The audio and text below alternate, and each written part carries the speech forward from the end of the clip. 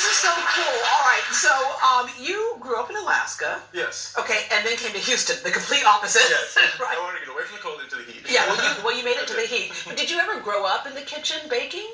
I did. My grandma was a baker. My aunts were bakers. My mom wasn't, but I taught through my family. Yeah. Did you have an easy bake oven? Well, yeah. No, my sister did. Oh, yeah, okay, there you go, right? Okay, with the little light bulb there. Yes. That was the first 25 cents I ever made in my life was selling cookies door to door with my Easy Bake Oven. Okay, so you went off and got an architecture degree. It's kind of interesting because what you do is really like a little bit of architecture. Mm-hmm. A little bit dash of art and a little dash of architecture with the structure of a cookie. Yeah, okay, so there's a difference between growing up with it around you and then actually making it like your livelihood. And so how did that transition work for you? How did that start? Oh, well, right after college, I didn't know what to get people for Christmas. So I remember getting cookie baskets. Like, I can do that for Christmas. Yeah. And so I started doing cookies there. And then when I was with my partner, he helped me to encourage the kind of a sideline thing and move it along. How did that first batch of cookies turn out? Were you great at it? I thought I was great. I was like, oh, these are great. I look back at it on that picture and I go, yeah. But obviously you got really good at it, which we'll see here in a minute. But with the Food Network, with that show, for example, they reached out to you. Yes, I thought they were pranking me at first. Yeah. I thought it was a call, hey, you want to be on the show? I was like, yeah, right, whatever. Yeah. And then it turned out that it really was them calling you. They said, go to the website. Yeah, and so what was that whole competition like? Oh, it was kind of mind-wracking. I'd never been in an environment like that before, so it was the stress of doing a cookie in 2 hours. Yeah, and these are like art pieces and structural pieces, and you had to have a theme to it, the whole bit. So did you, when they gave you the challenge, did you already know what your theme was going to be, or did you have to come up with something on the spot? I had to come up with something on the spot. It was like right then and there, it's like, okay, we got to figure out how am I going to do this, and like, they gave us a little bit of time to think before they actually started, but it was like... And what was your winning idea? My winning idea was a 3D snowman. The 3D snowman, yeah. The thing is, it can't only look good, it has to taste good too. Yes, and our secret ingredient that they put in on us was spices. So we had a choice of cayenne, jalapenos. So with a Christmas cookie, that was challenging. So I had a snowman, thought out. I go, well, I can make Mexican wedding cookies or snowballs, and then just add some cayenne to it. So they say, well, did they say how much you had to put in? Because I would just been like, okay, it's in there. It's in there. You can't see it. You had to be able to taste it. Oh yeah, cool. Because the person that Brian got let go for lack of flavor. And so I had to boast it up. Yeah. All right. Okay, so as I mentioned earlier, you can get a bouquet of flowers, and if you want chocolate chip cookies to do it with, you can do that too. But you get a bouquet of flowers. They can be edible, and this is what you get right here. How beautiful those are. It's like a bouquet of roses.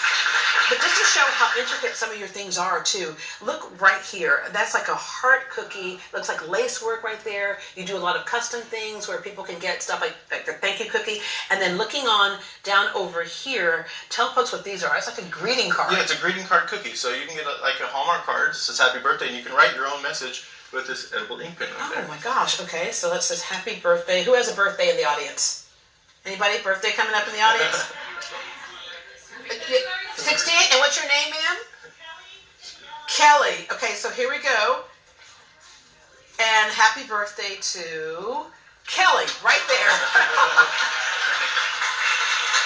All right, so how do we start the process? Because, a lot of us who we think, okay, I can do that. And then you start doing that and no one knows exactly what you did. Yeah, right? Exactly. Well, the base way to start with is, of course, you have your royal icing for cookies. It's the only icing that gets firm enough to the touch where it's not going to mess up if you put it upside down. That is good to know. So I used like regular type of icing before, and it didn't work. So you have different types of icing. You have the flooding icing, which is real smooth. It gets you that nice, glossy, flat surface on the cookie, like our base layer cookie right down in here. Right.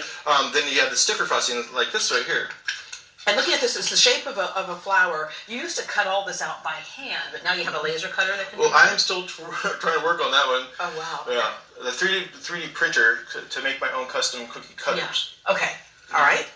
There we go. Okay, so when you want to do with icing, when you want to do detail, you have to have this thick. See how peaks pop up on it? Yeah. You want it really thick like that. And you put it into a piping bag. Piping bags, standard piping bag here.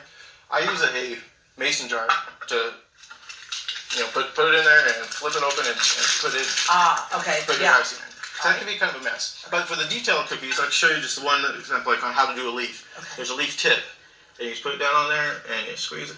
Oh, so it's actually a tip for everything, right? Mm-hmm. Okay. So you can do a little sprinkled. Okay, let me pretend that I can do this. Okay, there you go. I would have made a whole lot more money with my Easy Bake Oven if I knew how to do this right here. Oh, there you go. Okay, here you go. All right, I'm going to finish that right there. And then you have your details, and I'm going to show the finished product right here, where you have the detail with the leaf and the outline of the rose. And look how pretty that is. I just really want to eat that, by the way. And you can add, this is sanding sugar on top of it. Yeah. You can add different details. You can add Glitter. Edible glitter, yes. And so the sugar cookie is always great to work with because they last a while. Yes, oh yeah. Mine are professional shelf life tested for 5 weeks. Okay, you are going to be able to make some cookies for Valentine's, but people need to get their order in because these are custom cookies. Yes. Get their order in by noon tomorrow, right? Noon tomorrow, if you want them by Valentine's Day. Yeah. Yes. All right. With it all said and done, baking and the cookies, we all love that. But what's to be said for doing something like this with your family, whether you're as artistic as this or not? Oh, there's kind of a story behind it.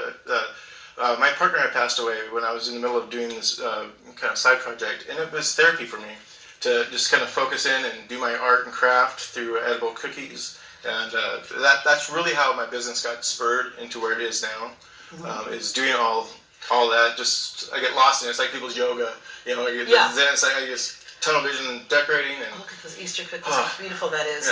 Yeah. You kind of get lost into it. It became, for Mardi Gras, yes. So it became your therapy. This is really, okay, look, I'm going to mess this cookie up or I'm going to make it really great. Okay, what is your favorite cookie?